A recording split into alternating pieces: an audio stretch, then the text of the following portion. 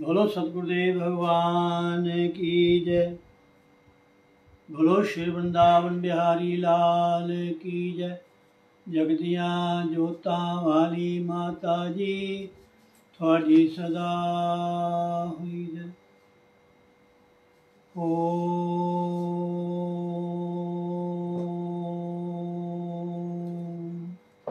यतो अनंत शक्तिरनंता सजीवा यतो निर्गुणाद प्रमेया गुणास्ते यतो भाति सर्वं त्रिधा भेदभिन्नं सदा तं गणेशं नमामो भजामः।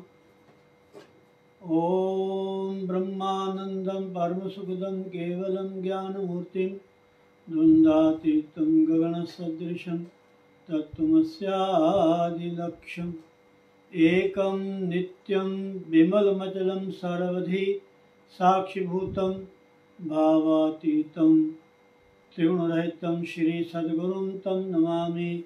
श्री सद्गुरुं तं नमामि। श्री सद्गुरुं तं नमामि।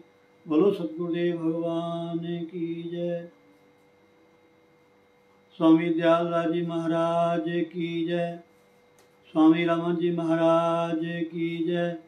श्री श्री 1008 स्वामी सोमेश्वर जी महाराज की जय।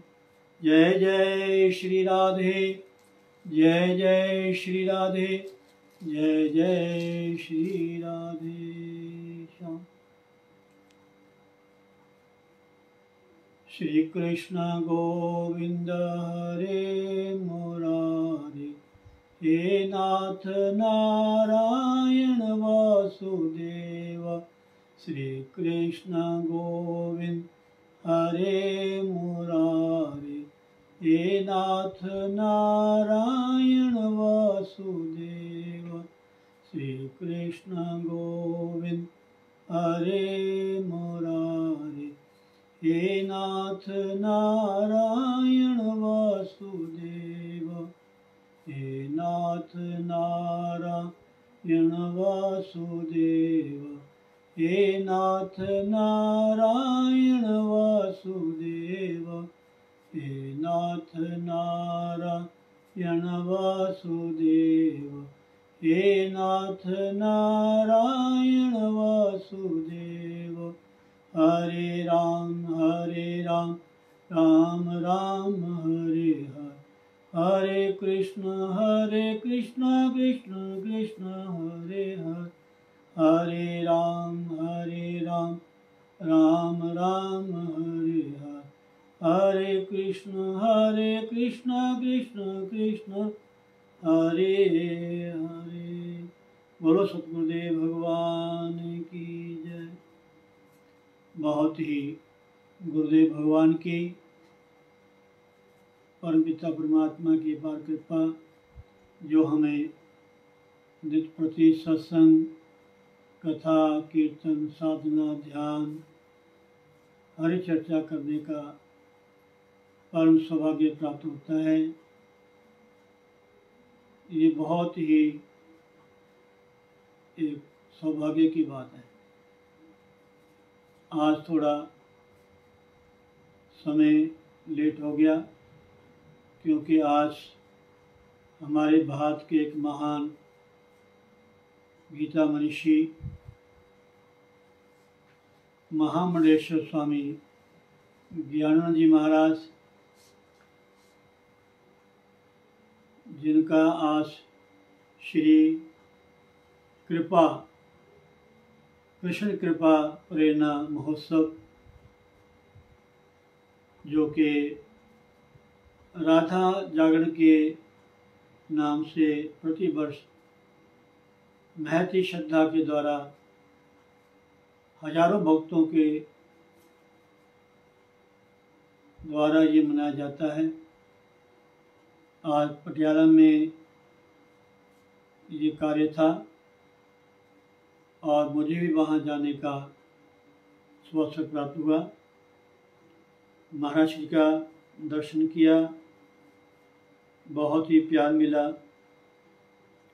मंच पर बहुत सारे संत महात्मा गुरुजनों का, आचार्यों का, संतों का दर्शन, उनका आशीर्वाद प्राप्त करने का अवसर मिला। तो ये मेरा बहुत ही सौभाग्य है जो कि ऐसे हमारे भारत के ऋषि के रूप में, संत के रूप में, गुरुजन के रूप में एक बहुत बड़ी संस्था जीव गीता के माध्यम से पूरे विश्व में श्रीमद् भगवद गीता का प्रचार प्रसार हो रहा है। ये हम भारतवासियों के लिए एक बहुत ही परम सौभाग्य की बात है। तो मैं यही कहूँगा, ऐसे जो शुभ कार्य होते हैं, धार्मिक कार्य होते हैं, ऐसे सत्संग, कथा, कीर्तन और साधना से संबंधित कोई भी कार्य होता है, वहाँ जाने का बहुत ही लाभ होता है। तो ये मेरा आज बहुत सौभाग्य था जो कि महाराज श्री के ऐसे धार्मिक श्री कृष्ण कृपा प्रेरणा महोत्सव में भाग लिया। तो अब हम थोड़ा समय सत्संग में लगाएं, प्रभु की भक्ति में, ध्यान में लगाएं। जय श्री राधे, जय श्री राधे।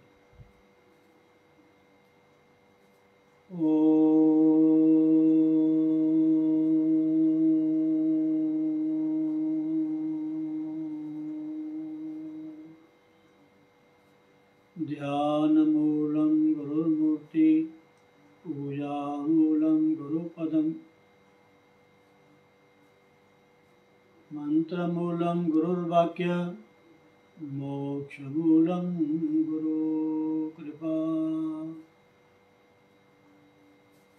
गुरु प्रशंसा हेव अनुकूला, मिटे मलिन मन कल्पित शूला।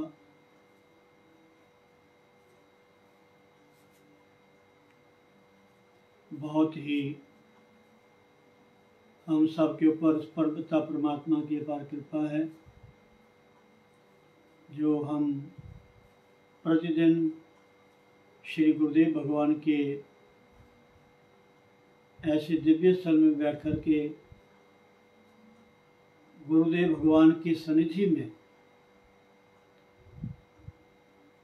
उनके कृपा दृष्टि के माध्यम से हमें ये सत्संग करने का सौभाग्य प्राप्त होता है। तो ये एक बहुत ही उस परमपिता परमात्मा की अपार कृपा है, क्योंकि सत्संग के बिना जीव को विवेक नहीं होता और विवेक के बिना ज्ञान की उत्पत्ति नहीं होती। बिनु सत्संग विवेक न होई, राम कृपा बिनु सुलभ न सोई। जो विवेक संपन्न साधक होता है वो ही त्याज्य क्या है और ग्राह्य क्या है, किस चीज को हमने अपनाना है और कौन सी चीज ऐसी है जो हमारे जीवन के लिए, हमारे मन के लिए, हमारे शरीर के लिए, हमारे समाज के लिए जो ठीक नहीं है। मतलब वो ही ज्ञान, वो ही शिक्षा, वो ही अच्छी बातें जो जीव को ईश्वर से, परमात्मा से मिला देती है।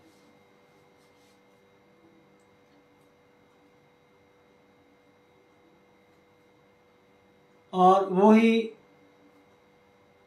जो हमारी समझ है, हमारा जो ज्ञान है, हमारी जो विचारधारा है, हमें वो परम शांति को प्राप्त करती है। वो विवेक है। जब तक हमें विवेक नहीं होगा अच्छे बुरे का, ये इस संगति से, इस व्यक्ति से हमारे जीवन के ऊपर, हमारे मन के ऊपर, हमारे व्यवहार के ऊपर कैसा असर होगा, कैसा प्रभाव होगा, कैसी विचारधारा होगी, कैसी वाणी होगी, कैसा कर्म होगा। तो इसलिए सत्संग में जाने से हमें विवेक की प्राप्ति होती है, ज्ञान की प्राप्ति होती है। वहाँ जाकर के जो हम अच्छी बातें सुनते हैं, उन बातों के माध्यम से हमारे जीवन में एक बदलाव होता है, परिवर्तन होता है। और उन अच्छी बातों के माध्यम से, अच्छी संगत के प्रभाव से हमारी जो जीवन की धारा है एक बहुत ही अच्छे मार्ग में लगती है, एक अच्छा रास्ता मिलता है। अच्छा रास्ता मतलब कि हम एक बहुत ही शांतमयी, ज्ञानमयी, आनंदमयी अवस्था प्राप्त होती है, जब हम खुद ही एक अच्छे विचारों से ओतप्रोत हो जाते हैं, अच्छी संगत हम करते हैं, तो स्वाभाविक ही है कि हमें उस एक ऐसे आनंद की जो शाश्वत है, हमेशा रहने वाला है, जो आनंद वो परमात्मा का ही स्वरूप है। आनंदम वही ब्रह्मा। अच्छी संगत से, अच्छे विचारों से जब हमारा जीवन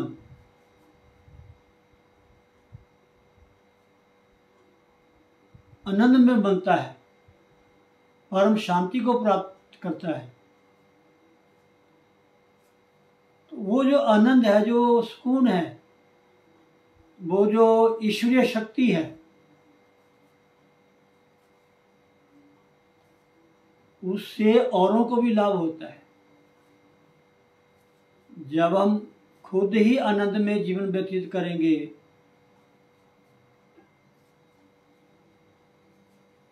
और जो भी हमारे पास आएगा या हम किसी के पास जाएंगे, उनको भी उसका लाभ होगा।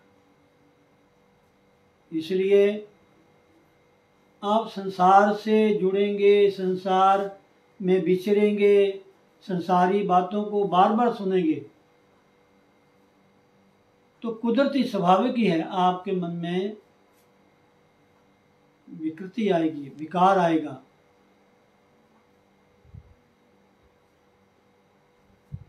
जब वही मनोवृत्ति सत्संग में लगाएंगे, भगवान के चिंतन में, भगवान के सिमरन में लगाएंगे,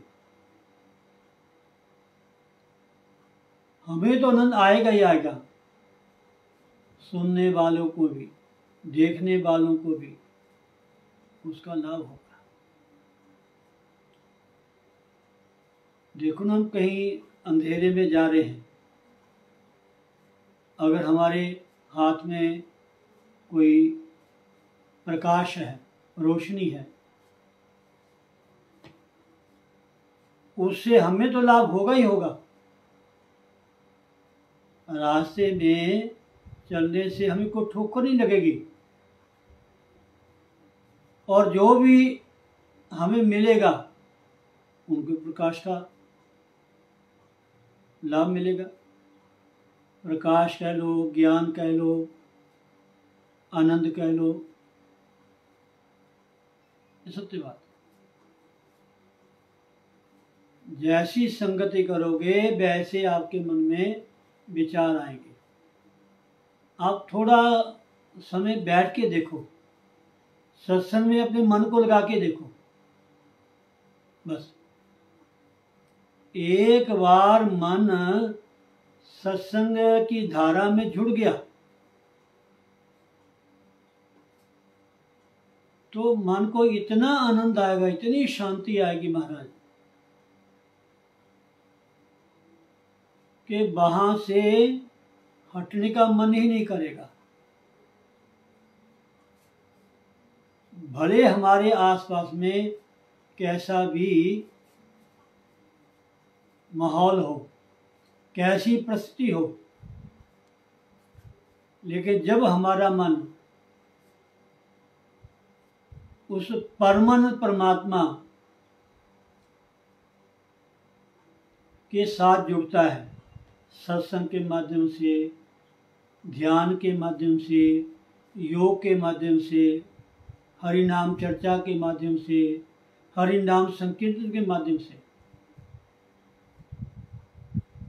जब तक हम सत्संग में बैठे रहते हैं हमारा मन बिल्कुल शांत रहता है। महापुरुषों ने कथा सुनाई, किसी बगीचे में, खुली जगह में, जहाँ बहुत सारे पेड़ थे, छाया थी, जल की व्यवस्था थी, सरोवर था, वहाँ कथा हो रही थी। वहाँ बहुत सारे लोग, श्रोतागण बैठे हुए थे, बूढ़े भी थे, जवान भी थे, बच्चे भी थे, माताएं बहनें भी थी। तो उस कथा में लिखा है, किसी बच्चे के मन में ना जाने क्या विचार आ गया, क्या शरारत उसके मन में आ गई। यहाँ सत्संग हो रहा था बगीचे में, छायादार पेड़ों के छाया में, किसी बच्चे ने थोड़ा सा कंकर, एक मधुमक्खियों का छत्ता लगा हुआ था, उन्होंने उसको पत्थर मार दिया और जो मक्खियां भड़की उड़ी महाराज, जितने वहां लोग श्रोता थे भागने लगे। तो पास में सरोवर था। कथा में लिखा है कि जब तक वो सरोवर में डुबकी लगाए रखें पानी के बीच, तो मक्खियां कुछ ना कहें, ऊपर भिनभिनाती रहें, लेकिन उसको काट नहीं सकती, क्यों? पानी में डुबकी लगाए हुए है। जो पानी से बाहर आता है तो मक्खियां फिर उसको चिपट जाती हैं, काटने लगती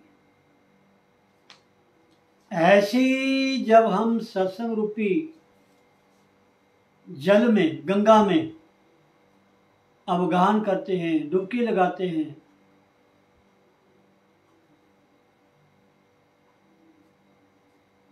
तब तक हमारा मन शांत रहता है।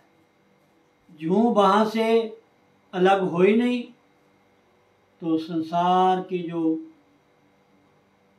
ये मधुमक्खियां हैं, विकार हैं, ये हमें परेशान करते हैं। कुदरती गल है। इसलिए सत्संग में जब तक आप बैठोगे, मैं कई बार कहता हूँ कि सत्संग के दो अर्थ हैं। एक तो सत्संग वो है जहाँ कहीं भी संत महात्मा गुरुजन महापुरुष विराजमान हैं, वहाँ जाके उनकी संगति, उनकी आशीर्वाद सुनना। सताम संगति सत्संग, जहाँ के भी सज्जन पुरुषों का हमें संग मिलता है, संगति मिलती है, वहाँ जाके हम सत्संग का लाभ लेते हैं। एक सत्संग वो है सत्य नाम परमात्मा का, संग नाम जोड़ने का। ऐसा जो सत्संग है, आप हर परिस्थिति में, हर कार्य करते हुए उस सत्स्वरूप परमात्मा से आप जुड़ सकते हैं। बस जो हम सत्संग में जाकर अच्छी बातें सुनते हैं, अच्छी शिक्षा मिलती है, अगर हम बातों को थोड़ा जीवन में उतारते हैं, ग्रहण करते हैं, तो जहाँ भी जाते हैं वो सत्संग हमेशा हमारे साथ रहता है। और जब मन में ये धारणा पक्की हो जाती है कि परमात्मा सब में है, मेरा भगवान, मेरा ईश्वर सब में है, तो जहाँ भी जाएंगे वहीं भी हमें आनंद मिलेगा। इसलिए सत्संग जो है हमारे जीवन के लिए, प्राणी मात्र के लिए, समाज के कल्याण के लिए, हर तरह की जो विकृतियां हैं, विकार हैं, जो कष्ट हैं, दुख हैं, क्लेश हैं, उनसे छुटकारा पाना इतना आसान हो जाता है कि महाराज अपने जीवन में पता ही नहीं चलता। ये नहीं कि कष्ट नहीं आते, दुख नहीं आते, परेशानी नहीं आती, आती हैं, लेकिन जब हम सत्संग हमारे भीतर बस जाता है तो इन बातों का, ऐसी परिस्थितियों का कोई मन पे प्रभाव नहीं पड़ता। ये सत्य बात है। शर्त है एक बार आप ध्यान पूर्वक योग साधना से सत्संग में बैठ करके बस अपने मन को परिपक्व कर ले महाराज, ताकि बाहर की कोई भी जो आवाज है, कैसा भी माहौल है, वो भीतर प्रवेश कर ही ना सके। जैसे गेंद है, बॉल है, दीवार में फेंकते हैं तो वापस आती है, ऐसे बाहर की जो क्रिया है उसी का प्रतिकार ना हो। बस कैसा माहौल। सत्संग के माध्यम से इतनी शक्ति, इतनी सुकून, ताकत मिलती है महाराज। हमें समाज में, परिवार में रहने की एक ऐसी विलक्षण प्रेरणा मिलती है, शक्ति मिलती है कि कहीं भी जाए हमें आनंद ही आनंद प्राप्त होगा। इसलिए मैं यही कहूँगा कि सत्संग हम सबके लिए बहुत जरूरी है। बिनु सत्संग विवेक न हो, राम कृपा बिनु सुलभ न सोई। तो इसलिए कोई भी कर्म है उसके लिए पुरुषार्थ करना पड़ता है, मेहनत करनी पड़ती है, परिश्रम करना पड़ता है, लगन होनी चाहिए कि मैंने सत्संग करना है, सत्संग में जाना है, मैंने भजन करना है, मैंने ध्यान लगाना है, मैंने नित्य प्रति पूजा करनी है, नित्य प्रति मंदिर में जाना है। एक रूटीन बना लो। ये मत सोचना कि हम मंदिर में जाते हैं, सत्संग में जाते हैं, कीर्तन सुनते हैं, करते हैं, फिर ही मन में हमारी जो बुराइयां हैं दूर नहीं होती। घबराना नहीं है। ना जाने कितने जन्म के कर्म हमारे भीतर जमा है। जितना भगवान की तरफ जाएंगे उतनी ये बुराइयां हमारा पीछा करेंगी। घबराना नहीं है, ये कर्म है आपके। कभी कुछ कभी कुछ कभी कुछ बन करके आते हैं, लेकिन आपने एक ही बात पकड़नी है, सत्संग, हरि का नाम, हरि चर्चा, कीर्तन, ध्यान, साधना, योग, ये नित्य करने हैं हमारा, नित्य। और एक टाइम फिक्स कर लो, कोई ऐसा समय तो फिक्स करो, पक्का करो कि इस समय में मैंने भगवान का नाम लेना है, सत्संग में बैठना है। बस जब तक मैं पूजा रूम में हूँ, जब तक मैं सत्संग में हूँ, जब तक मैं हरि कीर्तन में बैठा हूँ, तब तक मैंने किसी का भी ध्यान नहीं करना सिवाय भगवान के। बस अब थोड़ा कर अभ्यास करके देखो, ये 1-2 दिन की बात नहीं है, महीने 2 महीने की बात नहीं है।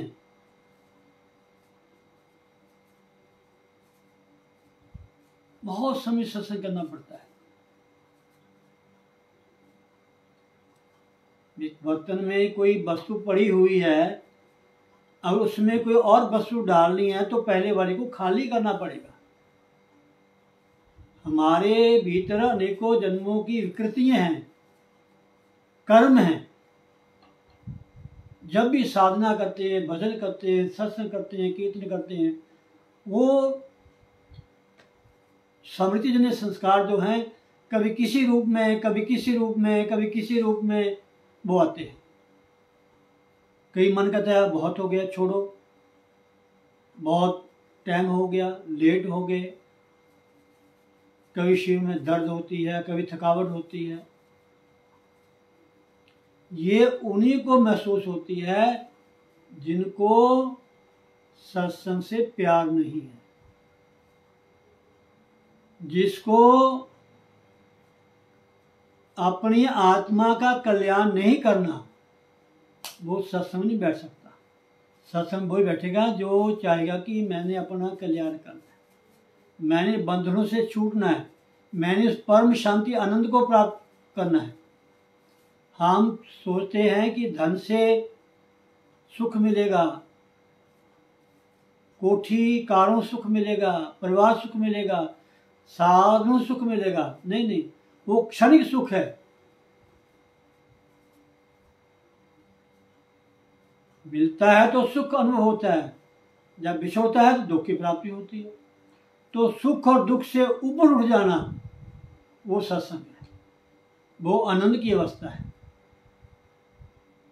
तो इसलिए महाराज यही है, सत्संग तो बहुत एक महान साधन है।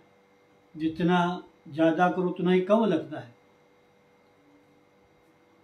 जितना जैसे जिनको धन की इच्छा होती है उसको धन कम लगता है, जिसको संसार के विषयों की इच्छा है उसको संसार के विषय कम लगते हैं, और भोगें और करें और करें। तो जिनको भगवान से प्यार है वो ही सत्संग से प्यार करेगा। जिसको संसार से प्यार है वो सत्संग नहीं बैठ सकता। इसलिए बड़े भाग पाये सत्संगा, बेन ही प्रयास हो ही भव भंगा। तो इसलिए बहुत अच्छी बात है। आज थोड़ा लेट हो गए, लेकिन फिर भी हमने विचारा कि सत्संग करना है, कुछ हो जाता है, सत्संग नहीं छोड़ना। तो ये बहुत उस प्रभु कृपा है कि जो हमारा मन सत्संग में लगता है।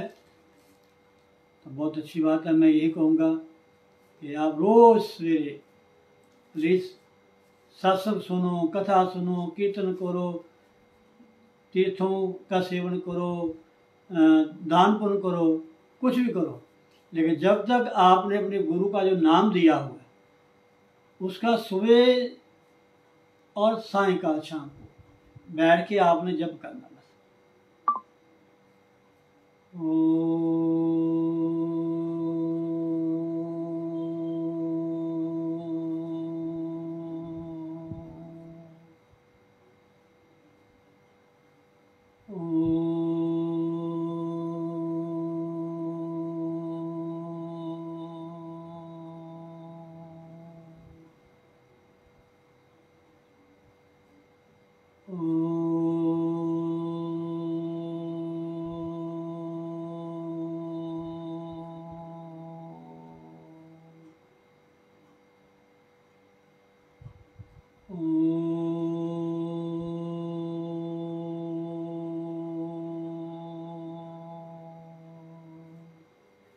जय श्री राधे, जय श्री राधे, जय श्री राधे। बोलो सतगुरुदेव भगवान की जय। सर्वे भवन्तु सुखिनः, सर्वे सन्तु निरामया, सर्वे भद्राणि पश्यन्तु, मा कश्चित् दुःखभाग् भवेत्। ॐ पूर्णमदः पूर्णमिदं पूर्णात् पूर्णमुदच्यते, पूर्णस्य पूर्णमादाय पूर्णमेवावशिष्यते। ॐ शान्ति शान्ति शान्ति। ओम। जय श्री राधे, जय श्री राधे, जय श्री राधे। जो भी आपने सुना है, अगर आपको अच्छा लगा है, आप औरों को सुनाओ ताकि सबको लाभ मिले, ठीक है। और जो भी बात आपको अच्छी लगी है, प्लीज़ आप बता सकते हैं। अगर कोई इस चर्चा में कोई ऐसी चर्चा, ऐसी बात कोई जो ना आपके समझ आई हो, प्रतिकूल, प्लीज़ आप बता सकते हैं। शुभकामनाएं, आशीर्वाद। जय श्री राधे, जय श्री राधे, राधे।